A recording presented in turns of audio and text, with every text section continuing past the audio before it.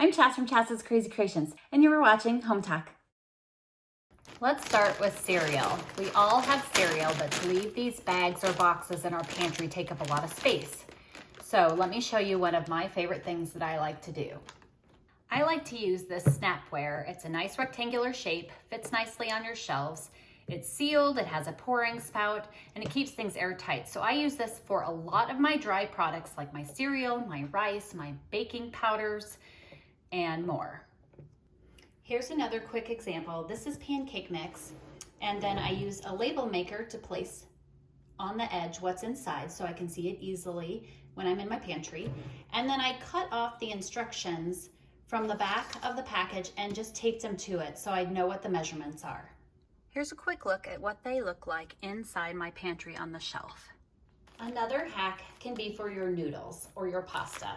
These often just take up a lot of space and don't sit nicely in our pantries. You can also buy smaller containers that suit your needs, but here's a look at a lot of my dry ingredients and my pasta on my pantry shelf. Another thing you can do is space save by placing some containers in front of your other containers. And that helps utilize your space better as well. I don't know about you, but I can't stand it when these fall all over the place in my pantry and don't stack nicely. I just purchased a basket, and now I can easily place these inside the basket, and they'll stay in place, which I'll love. Now, as you can see, there's lots of room up and down here. So by taking that second basket, I can easily place it on top and stack them nicely.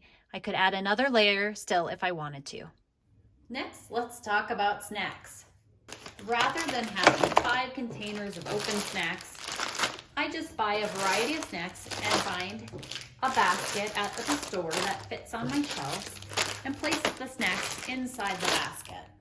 As you can see here, I've got 3 containers of snacks, and the one on the right is more protein based, the center is popcorn, and the third one is the other snacks. So now they can grab whatever they need and find it easily.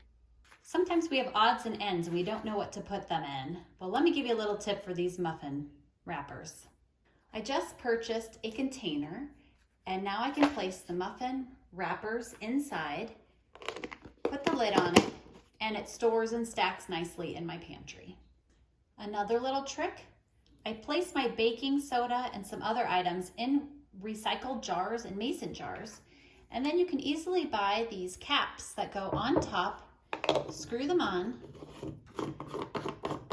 and then you can open them up for either cleaning or baking with, scoop them off, measure it out, and they store nicely and look cool. Another thing is our sugar and our flour mixes and different things that all come in a bag. These don't store well and aren't airtight. So let's talk about what I put mine in. I like to use these canisters that I found at the store, and they resemble mason jars, which I think is super cool. But ultimately you want to look for something that's airtight and big enough for the size bag that you're buying. That way you have no leftovers floating around. It goes nicely in this and stacks nicely in your pantry. Here's a quick look at this set of 4 that I have my brown sugar, powdered sugar, flour, and regular sugar in. I like how they fit double deep so that they have lots of space they're conserving. What about your tea boxes and tea bags? What's something you can do to store those easily?